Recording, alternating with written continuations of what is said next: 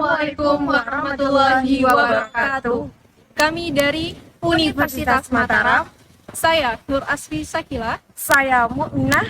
Saya Widianet Perita Pandini. Kami mempersembahkan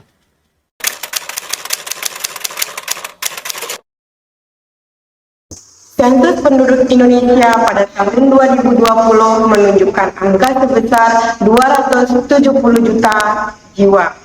Sedangkan pada tahun 2010 berjumlah 230 juta jiwa. Peningkatan jumlah penduduk tersebut berimbas pada peningkatan terhadap kebutuhan pangan. Ketahanan pangan masih menjadi isu penting hingga saat ini. Bahkan isu ini menjadi salah satu tujuan dalam SDGs 2030, khususnya tujuan kedua, yaitu mengakhiri kelaparan, mencapai ketahanan pangan dan nutrisi yang lebih baik, serta mendukung pertanian berkelanjutan. Peningkatan jumlah penduduk berimbas pada peningkatan terhadap kebutuhan pangan. Namun, hal tersebut berbanding terbalik dengan ketersediaan lahan produktif di Indonesia. Umumnya, pangan pokok masyarakat Indonesia berupa beras yang diperoleh dari tanaman padi. Namun, meningkatnya kebutuhan tidak sebanding dengan meningkatnya produksi.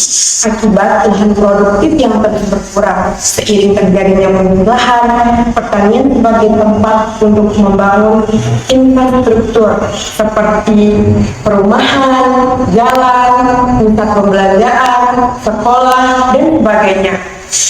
Untuk memenuhi kebutuhan dalam negeri, pemerintah mengimpor beras sebanyak 356.286,3 ton pada tahun 2020. Bahkan untuk mencapai swasembada beras, pemerintah melakukan pembukaan lahan rawa untuk budidaya padi dengan mengubah ekosistem alami dan mengaplikasikan bibit unggul serta teknologi mesin. Di Indonesia, tersebar berbagai jenis lahan suboptimal, mulai dari lahan bekas tambang, lahan kering, lahan dengan salinitas tinggi, lahan gambut, dan juga lahan rawa. Lahan rawa, baik rawa pasang surut ataupun rawa lebak, yang merupakan bagian dari lahan suboptimal, memiliki jumlah yang cukup tinggi.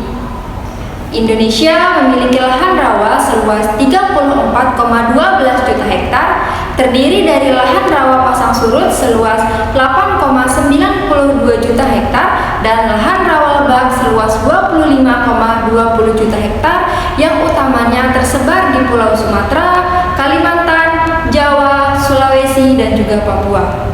Teknologi tata air mikro merupakan teknologi yang tengah diterapkan oleh pemerintah untuk optimalisasi pemanfaatan lahan rawa serta menyesuaikan kondisi lahan dengan karakteristik tanaman padi.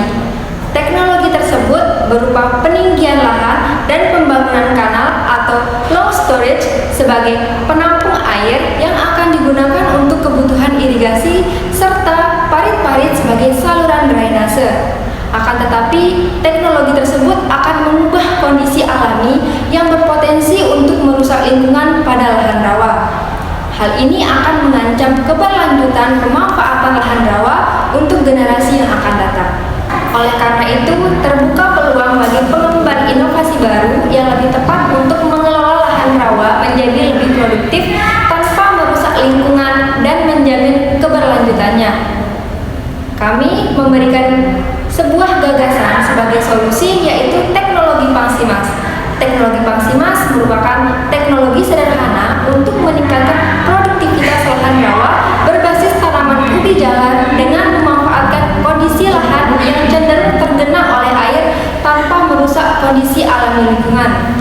Teknologi ini diharapkan mampu meningkatkan produktivitas lahan rawa dalam mengatasi permasalahan kekurangan pangan akibat degradasi lahan sehingga tercapai ketahanan pangan sebagai salah satu tujuan SDGs 2030. terdapat 4 aspek penting dalam teknologi Pangsimas ini, yaitu konstruksi, waktu tanam, jenis tanaman, serta media tanam dan sistem budidaya. Konstruksi berupa rak tanam sebagai dasar peletakan wadah serta media tanam. Rak ini berasal dari sumber daya lokal di sekitar lahan seperti kayu atau bambu. Pada permukaan rak terdapat cekungan dari material kawat untuk menahan media tanam agar bagian dasarnya terendam air. Untuk memenuhi kebutuhan tanaman, air akan naik melalui sifat kapilaritas tanah dan daya hisap mata. Satu buah tap berukuran 10 kali 10 meter dan memiliki 9 buah cekungan. Pada teknologi Pangsimas, diberlakukan rekayasa waktu tanam. Penanaman dilakukan setiap hari. Misalnya, dalam lahan seluas 90 are, dilakukan penanaman selama 90 hari. Pada hari pertama, dilakukan penanaman pada 1 are pertama, hari kedua pada 1 are kedua, dan begitu seterusnya hingga hari ke-90. Satu periode tanam berjumlah 90 hari atau 3 bulan. 3 bulan merupakan waktu bagi tanaman ubi jalar untuk dipanen, terhitung sehari setelah tanam. Dengan demikian, panen dapat dilakukan setiap hari dalam waktu 90 hari. Jenis tanaman yang digunakan yakni ubi jalar atau Ipomea batatas L, karena perawatannya yang lebih mudah dan input lebih sedikit jika dibandingkan dengan tanaman pangan lainnya. Selain itu, selain diolah langsung sebagai sumber karbohidrat, ubi jalar dapat diolah lebih lanjut menjadi berbagai macam produk seperti tepung, beras analog, sereal atau flakes, makanan ringan, dan sebagainya. Sehingga hal tersebut akan mendorong terjadinya industrialisasi pertanian di Indonesia. Penelitian yang dilakukan oleh Murniati DKK pada tahun 2019 mengenai peningkatan produksi ubi jalar dengan sistem vertikultur. Diketahui variasi populasi dan pengaplikasian mikroorganisme lokal berpengaruh terhadap kuantitas produksi ubi jalar. Dari salah satu perlakuan dalam penelitian tersebut, dengan 15 populasi dihasilkan 5,02 kg umbi dalam 1 karung. Berdasarkan penelitian tersebut, diestimasikan bahwa melalui teknologi Pangsimas, umbi yang dapat diperoleh yakni sekitar 5 kg per karung dengan populasi sebanyak 16 buah, yang berarti dalam lahan seluas 1 are dengan 90 buah karung dapat dihasilkan 450 kg atau dalam 1 periode panen. Hal tersebut berarti dalam waktu 1 tahun dengan 4 periode panen dapat dihasilkan 1.800 kg atau 1,8 ton ubi jalar.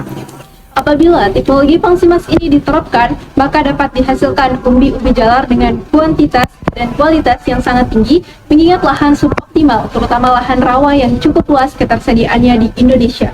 Penerapan teknologi Pangsimas akan mampu meningkatkan ketahanan pangan dan mendorong diversifikasi pangan, menjadikan lahan rawa sebagai lumbung pangan, mendorong industrialisasi pertanian, dan menyediakan lapangan kerja bagi masyarakat sekitar.